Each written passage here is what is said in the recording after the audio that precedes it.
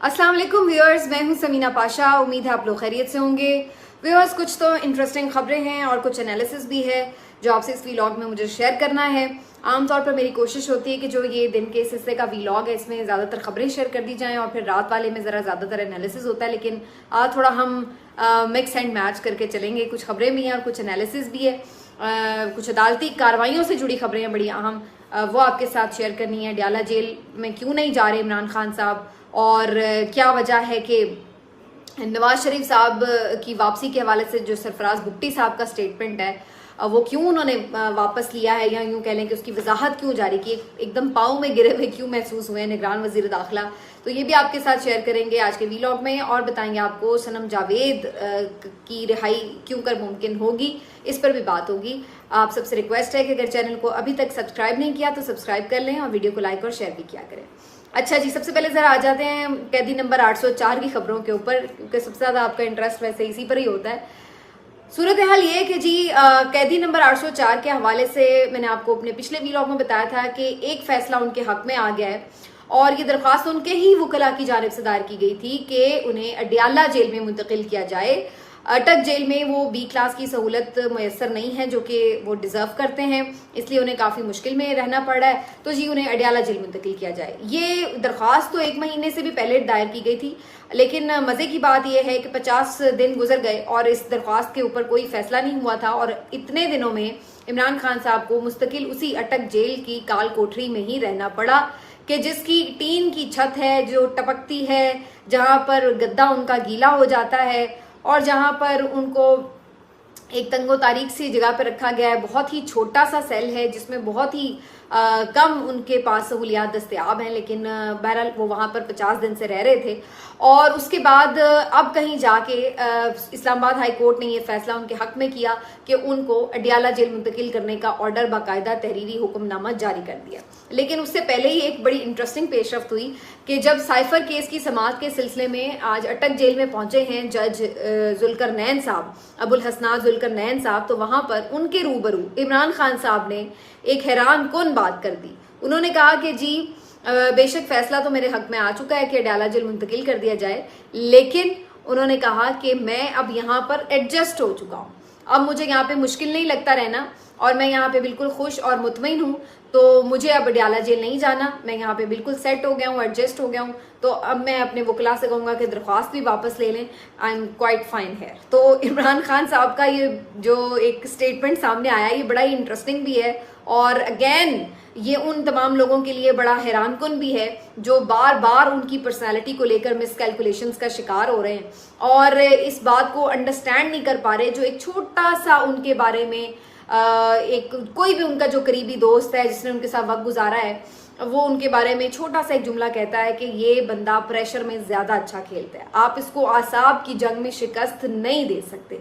इतनी सी बात इन ताकतवरों की समझ में नहीं आ रही जो अपने आप को बहुत इंटेलिजेंट समझते हैं कि भाई वो बंदा जब प्रेशर आप उसके ऊपर डालेंगे, उसको मुश्किल में करने की कोशिश करेंगे तो वो ज्यादा बेहतर परफॉर्म करता है, वो एक्स्ट्राऑर्डिनरी परफॉर्म करता है। और यही आपके साथ हो रहा है, यही आपकी शिकस्त की वजह है कि आप उसको घेरने की, उसको दबाव में लाने की कोशिश करें मुसलसल, और वो उसने लेना नहीं है। तो अब यही कहानी हुई है कि अटक जेल में मुसलसल इतनी देर रखने और इल्तवा की दरख्वास्तों और ये सब करने का मकसद सिर्फ ये था कि मुश्किल हालात में रखेंगे तो टूट जाएगा, घबरा जाएगा, परेशान हो जाएगा। 8 दिन बल्कि 8 दिन भी ज्यादा थे, उनका ख्याल था कि हफ्ते से पहले ही 3-4 दिनों में ही पाँव पड़ जाएगा कि भाई मैं तो तौबा करता हूँ सियासत से, मैं जा रहा हूँ, खुदा हाफिज। लेकिन यहाँ पर तो सूरत हाल ही मुख्तलिफ हो गई, यानी आपको तो अपना ही थूका हुआ चाटना पड़ रहा है कि आपने एक फैसला लिया हुआ था कि अटक जेल में रखेंगे तो जी बड़ा सही रह जाएगा काम, तो अब आप खुद कह रहे हैं कि अडयाला जेल चले जाओ, लेकिन अब वो कह रहा है जी मैं तो वहां पे सेट हूँ, मैं वहां पे बड़ा खुश हूँ। तो ये बुनियादी तौर पर फर्क होता है एक लीडर में, एक सियासतदान में और एक ऐसे शख्स में जिसकी कन्विक्शन अपने कॉज के साथ बड़ी स्ट्रांग होती है। आप इसके बरक्स देखिए नवाज शरीफ साहब, वो उन तमाम तर चीज़ों के साथ जो कि उनके साथ इस वक्त वाबस्ता हैं, उनके यहाँ पर बहुत सारे सहूलतकार बैठे हुए हैं, उनकी निगरान हुकूमत जो है वो भी आदि उनकी अपनी है और उनके केसेस के हवाले से भी बड़े उन्होंने रिलीफ ले लिए वगैरह वगैरह। सब कुछ होने के बावजूद, हर तरह की गारंटीज होने के बावजूद भी वो वापस आने को तैयार नहीं है क्योंकि वो 1 मिनट भी जेल नहीं जाना चाहते।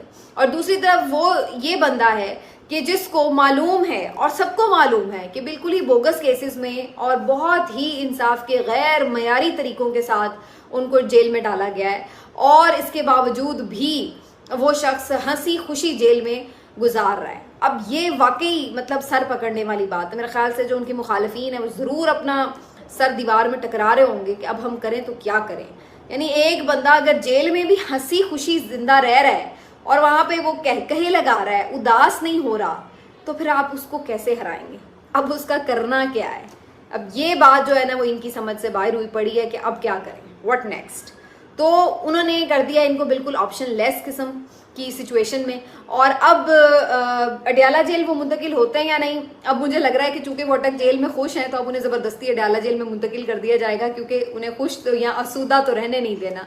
तो अब उन्हें कहेंगे कि नहीं जी अब आपको हर सूरत अडयाला जेल जाना ही है। तो वो एक अलग मामला है कि क्या उन्हें वहीं पर उनकी ख्वाहिश के मुताबिक रहने दिया जाता है या अडयाला जेल मुंतकिल कर दिया जाता है। लेकिन इन बोथ केसेस विन तो बेसिकली उसी की है कि जब आपने खुद उसको घुटनों में बैठ गए आपके, चलो भाई चले जाओ अडयाला जेल, तो अब वो कह रहा है कि आई एम फाइन हेयर, मुझे कोई इशू नहीं है। तो ये है जी कहानी, और इसको अंडरस्टैंड करने वाले समझ सकते हैं कि क्यों उसकी पॉपुलैरिटी है, क्यों वो लोगों के दिल से नहीं निकल रहा, क्यों उसकी मकबूलियत का ग्राफ नीचे नहीं जा रहा। इसी वजह से नहीं जा रहा कि वो डट के खड़ा हुआ है, इसी वजह से नहीं जा रहा कि उसको लड़ना आता है, उसको पता है कि उसने कहाँ कब कैसे चलना है और आसाब शिकन मुकाबले में कैसे सबके दांत खट्टे करने हैं, उनको कैसे चारों शाने चित करना है। तो यही वाली इस वक्त जो हमें सूरत हाल है वो नजर आ रही है। तो अब एक जो इसमें पेशरफ तो ये जिस केस के सिलसिले में जज साहब वहाँ पहुंचे थे वो ये था कि जी उसमें मजीद जो कि ऑब्वियस था कि उनका मजीद जुडिशल रिमांड दे दिया गया है इमरान खान साहब का, और अभी वो मजीद जेल में ही रहेंगे। तफ्तीश उससे आगे कुछ हो नहीं रही, कुछ आगे बढ़ा नहीं जा रहा। एक चीज़ और हुई है कि इस्लामाबाद हाई कोर्ट ने ये जो केस है इसका ओपन ट्रायल का फैसला किया है कि फ़िलहाल जो ट्रायल है वो ओपन होगा, और उसके बाद ये है कि जब अगर किसी को इस पर कोई प्रोसिक्यूशन को एतराज़ है तो एक अलग से इस पर दरख्वास्त दायर कर दे। तो ये एक महफूज फैसला था कल जो कि आज सुना दिया गया है।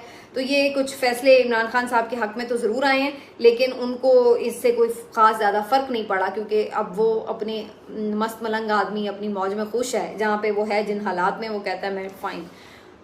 दूसरी जो एक और अहम खबर है वो इससे जुड़ी है कि जनाब सनम जावेद खान साहब को खान साहिबा को आपको मालूम है ज़मानत मिल गई थी और उन्हें रिहा भी करना था, लेकिन पहले तो संडे आ गया और फिर मंडे की रात कहीं जाके उनकी फैमिली पहुंची उन्हें लेने के लिए जेल से। लेकिन एज एक्सपेक्टेड कि उनको रिहा नहीं किया जाएगा, ऐसा ही हुआ। पुलिस की गाड़ियां जलाने के इल्ज़ाम में एक और मुकदमे में उनको गिरफ्तार कर लिया गया है, और बल्कि उनको इस्तदाद दहशतगर्दी अदालत में पेश करके उनका मजीद कोई रिमांड शिमांड भी ले लिया गया। तो कहने का मकसद ये है कि उन्हें रिहा नहीं करना था, ये ऑब्वियस था, क्योंकि अभी तक यही पैटर्न हमें नजर आ रहा है मुख्तलिफ लीडरान के हवाले से। तो उनके साथ भी यही हुआ है। तो अब आप देख लें कि मतलब रियासत को इन लोगों के साथ अब इस लेवल पर आना पड़ रहा है कि खवातीन के साथ आप आकर झूठे मुकदमे, नई नई गिरफ्तारियां, रिहाइयां और गिरफ्तारियां करेंगे, और ये जी गाड़ी जला दी, इस तरह के मुकदमात में आप उनको फंसाने की कोशिश करेंगे। तो ये अब लेवल आ गया है कि आपकी लड़ाई जो है वो कहाँ से अब कहाँ पर आ गई है। तो अब आप अंदाज़ा लगा लें इसके बाद कि बाकी फिर क्या बचता है। बहरहाल सनम जावेद खान साहिबा अगैन डटी हुई हैं, और जब उनको लास्टली रिहा भी किया, वो उसमें गिरफ्तार किया गया, पुलिस लाइन में लेके जाया जा रहा था, तो स्टिल उनकी तरफ से जो निशान आ रहा था बाहर नज़र हाथ से बना रही थी वो पुलिस वैन से, तो वो एक अगेन अपनी कन्विक्शन उनकी शो करता है कि भले उनके मियाँ को भी पकड़ लिया गया है, भले उन्हें खुद भी जेल में रखा गया है, उनके बच्चे बेचारे उनकी राह देख रहे हैं, उनके वालिदैन उनके लिए ख्वार हो रहे हैं, लेकिन वो इमरान खान के खिलाफ कोई स्टेटमेंट देने के लिए तैयार नहीं है। और इसी तरह उनके वालिद का तो ये भी कहना है कि उन्हें ये कहा जा रहा है कि उनकी बहन जो फलक जावेद खान साहिबा हैं, जो थोड़ी ज़्यादा आप समझ लें कि पीटीआई में वोकल भी थी और उनकी बाकायदा एक कारकुन थी, वो जब तक नहीं आती उस वक्त तक सनम को नहीं रिहा किया जाएगा। तो ये एक बार्गेनिंग टैक्टिक आप समझ लें कि उनके बकौल इस तरह से कहा जा रहा है। लेकिन बहरहाल जी सनम अभी तक डटी हुई हैं एंड शी सेज कि वो अपने कप्तान के साथ खड़ी हैं।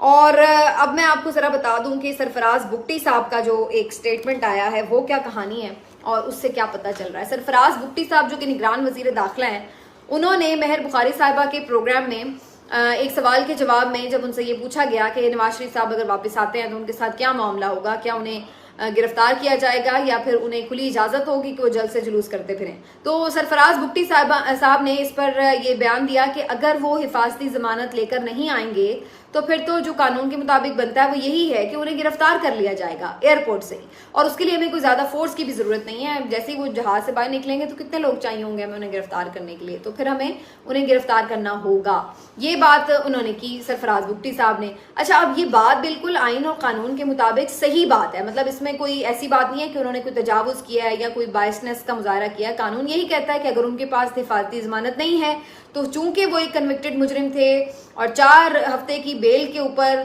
गए थे अपने इलाज के लिए, जो कि कभी हुआ ही नहीं, और उसके बाद 4 साल वो वहां बैठे रहे, वो वापस आ रहे हैं, तो जब तक उनको कोई जमानत नहीं मिलती तो जाहिर है उन्हें जेल में ही जाना ना, स्टेटस तो वही है उनका, कोई चेंज तो नहीं हो गया। तो अब यहाँ पर जो बात थी उनकी बिल्कुल आइन और कानून के मुताबिक थी। अगरचे इसी इंटरव्यू में उन्होंने ये बात भी कही कि मुलजिम कह रहे थे उन्हें, तो उस पर मेहर बुखारी साहिबा ने उनको मेंशन भी किया कि वो तो मुजरिम हैं, कन्विक्टेड मुजरिम हैं और उनके ऊपर अभी सजा बाकी है, तो आप इस तरह से कह रहे हैं, तो जिसपे वो थोड़ा सा खिसियाने से तरीके से हंसने भी लगे नीचे मुंह करके। लेकिन बहरहाल जो उन्होंने स्टेटमेंट दिया था वो बिल्कुल आइन और कानून के मुताबिक था। बाद में हुआ ये कि जो एक हमें नजर आता है वतीरा PMLN का कि जनाब फौरन ही ये धमकी और धौंस पे उतर आते हैं और बाद में इल्जाम खैर दूसरों पे लगाते हैं। लेकिन साबिक वजीर दाखिला राना सनाउल्लाह साहब का एक इतना अजीबो गरीब स्टेटमेंट सामने आया है कि बंदा सुन के हैरान हो जाता है कि वो बाकायदा धमका रहे थे सरफराज बुगटी साहब को। उन्होंने कहा कि जी आप जरा अपनी हद में रह के बात करें, आप हद से तजावुज ना करें, वरना आप जरा शेख रशीद साहब का हाल देख लें। मतलब बाकायदा आपने उनको थ्रेट किया है कि आप जरा देख लें कि आज शेख रशीद का क्या हाल है। और उसके बाद जनाब उन्होंने इस तरह की गुफ्तगू की। मरियम औरंगजेब साहिबा ने भी ट्वीट दाग दिया कि जनाब आप अपने कद के मुताबिक बात करें, आपका इतना सियासी कद नहीं है जितनी बड़ी आप बात कर रहे हैं, और ये अवाम का फैसला होगा कि नवाज शरीफ ने किधर जाना है। भाई अवाम का फैसला क्यों होगा जी? वो क्या जी बिल्कुल फ्री मैन है कि जी अवाम का फैसला होगा कि जी उन्होंने किधर जाना है किधर नहीं जाना? कोई आइन नाम की कोई चीज़ है कि नहीं? कोई कानून नाम की कोई चीज़ है या नहीं? कोई रियासत नाम की चीज़ है या नहीं है?